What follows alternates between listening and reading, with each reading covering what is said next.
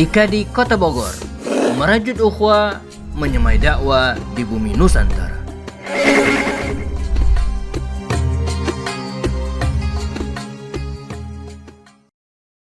Assalamualaikum warahmatullahi wabarakatuh. Alhamdulillahi wa kafa. Asyhadu an la ilaha illallah. Asyhadu anna Muhammadan abduhu wa rasuluhu al-mustafa. Alhamdulillah, kita bersyukur kepada Allah SWT kembali hadir di bulan Ramadan, bulan yang dinanti-nantikan oleh semua umat Islam.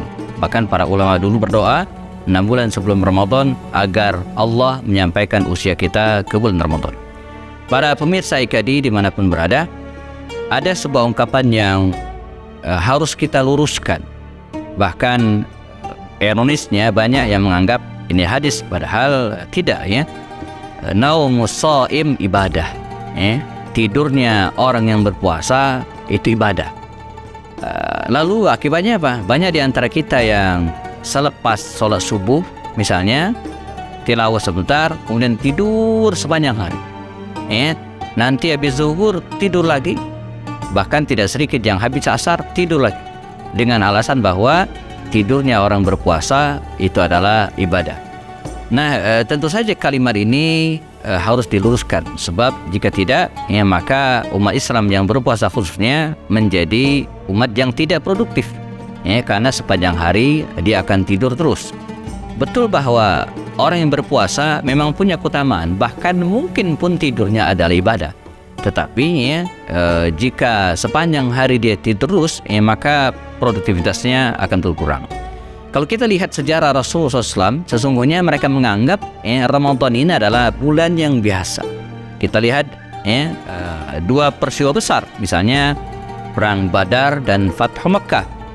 Kata Umar bin Khattab, "Ghazawna ma'a Rasulillah SAW fi ghazwatain." Kami pernah berperang di masa Rasul pada dua perang. Artinya, dan ini fi Ramadan, terjadi di bulan Ramadan. Artinya di bulan Ramadan pun kalaupun memang harus berperang, Rasul tetap berangkat. Bahkan dalam peristiwa Fathu Makkah itu, Nabi tahu bahwa ini Ramadan, tapi Nabi tetap berangkat. Nah, pelajaran bagi kita hari ini, para pemirsa sekalian dimanapun berada, marilah kita tapaki hari-hari Ramadan dengan tetap produktivitas, bahkan meningkatkan produktivitas kita. Produktivitas di bidang apa? Pertama, dari aspek ibadah. Betul, atau bisa jadi orang yang tidur pun berpahala, tapi akan lebih banyak lagi pahalanya kalau dia tidak tidur. Inilah cara setan menggoda manusia. Dia tidak ingin orang yang berpuasa itu memiliki pahala yang banyak. Karena itu kita digoda terus misalnya untuk tidur sepanjang hari. Padahal banyak ibadah yang bisa kita lakukan di bulan Ramadan. Padahal Ramadan ini kalau kita, atau puasa secara umum, kalau kita banding dengan ibadah-ibadah yang lainnya, puasa adalah ibadah yang tidak menyita waktu. Misalnya kalau sholat, ini adalah ibadah yang menyita waktu. Kita harus meluangkan waktu kita, misalnya 5 menit mungkin gitu kan, atau dengan zikir dia bisa 10 menit. Ibadah misalnya umroh, apalagi kita harus menyiapkan waktu bisa 9 hari, 12 hari dengan pemberangkatan susahnya. Haji apalagi bisa sampai 40 hari. Tilawah Al-Quran, teman-teman sekalian, ini juga menyita waktu. Kita harus meluangkan waktu. Tapi puasa ini tidak menyita waktu. Jadi dengan sambil berpuasa, kita tetap bisa melaksanakan aktivitas kita sebagaimana biasa. Pertama, aktivitas ibadah. Marilah kita isi puasa kita ini dengan aktivitas ibadah, baik ibadah yang sifatnya personal, seperti sholat sunnah, atau tilawah Al-Quran. Ini mungkin ibadah yang sifatnya personal, atau ibadah sosial, ibadah yang sifatnya ibadah sosial, dengan cara misalnya menggalang dana, khususnya teman-teman anak-anak muda sekalian gitu, menggalang dana dan kemudian menyalurkannya kepada orang-orang yang membutuhkan. Ini juga adalah aktivitas sosial yang luar biasa. Malah para ulama dulu, kalau kita kilas balik ke sejarah, pada bulan Ramadan ini mereka meningkatkan produktivitasnya, misalnya dengan cara membaca mungkin gitu, atau bahkan dengan cara menulis. Nah, bagaimana aktivitas atau produktivitas ini akan bisa kita tingkatkan di bulan Ramadan, kita akan bahas lebih detail setelah yang satu ini.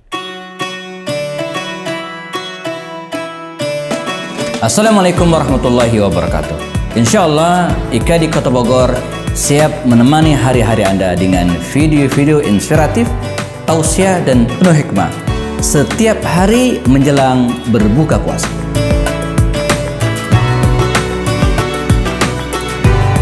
Jangan lupa BPJS, bayar pakai jempol saja. Subscribe, like, dan share. Bagaimana agar di bulan Ramadan kita tetap produktif? Ya, di antara caranya para pemirsa IKD rahimakumullah dengan membuat target dari awal Ramadan. Ya, alhamdulillah kita masih berada di awal-awal Ramadan. Ya, agar kita tetap produktif, ya, dengan cara apa? Membuat target. Dan target itu, ya, bisa jadi ditulis. Dan mungkin bukan hanya ditulis, tapi juga ditempel di dinding. Ya, baik target-target harian, ya, ataupun target secara umum sampai akhir bulan. Ya. Dan target ini para pemirsa sekalian, ya, bisa berupa target ibadah, ya, ataupun target pekerjaan. Target pekerjaan atau mungkin target-target yang sifatnya pekerjaan sosial, aktivitas sosial. Pertama misalnya target ibadah. Jadi dari sekarang awal Ramadan kita buat target ibadah. Contoh, ya, saya akan menghatamkan Al-Quran misalnya sebulan penuh minimal 30 juz. One day one juz. Dibuat targetnya, ya. Atau bisa juga misalnya saya harus misalnya ini bukan berarti kita mewajibkan sesuatu yang sunnah, bukan, ya. Sholat duha setiap hari minimal 2 rakaat. Kita targetkan. Ini misalnya.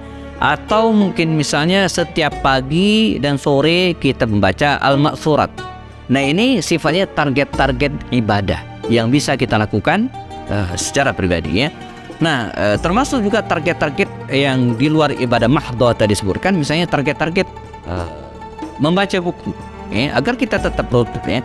Saya harus membaca buku, misalnya menghatamkan setiap 3 hari 1 buku sesuai dengan kemampuan kita, ya. Atau zaman sekarang misalnya bisa jadi, ya, saya harus membuat, ya, konten Instagram setiap hari satu hari 1 postingan. Saya harus merekam video 30 episode setiap selama Ramadan. Nah, ini target-target. Atau mungkin saya misalnya sekarang juga saya akan membuat target, ya. Saya akan menulis buku misalnya kan, dan selesai, ya, sampai Ramadan, sebelum Ramadan selesai. Ya, kalau ini bukan contoh tapi beneran, ya, saya membuat target seperti itu, ya. Atau target saya yang kedua misalnya sekarang saya juga buat targetnya sampai akhir Ramadan nanti, ya, saya akan selesaikan mengubah disertasi saya, ya, menjadi buku. Ini salah satu target saya ketika Ramadan. Ini target yang bisa kita buat, ya, yang sifatnya target personal, ya. Atau bisa juga, ya, target jama'i, ya, target dengan orang lain.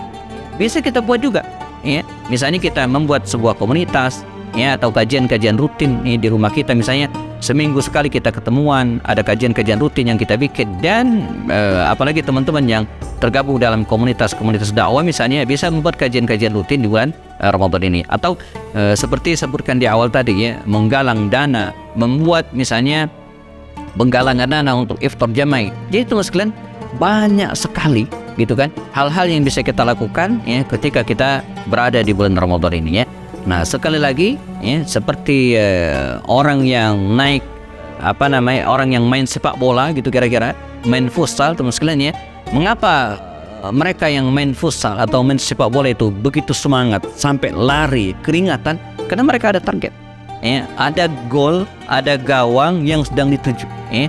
Ini seperti orang yang sedang berlayar teman sekalian, ya. Mengapa mereka begitu semangat, ya, mendayung perahunya, ya? Mengapa? Karena ada pulau impian, ada tujuan yang mereka ingin capai. Nah, begitu juga dengan kita. Kalau kita pengen Ramadan ini lebih produktif, ya, maka dari awal kita buat target-target tertentu.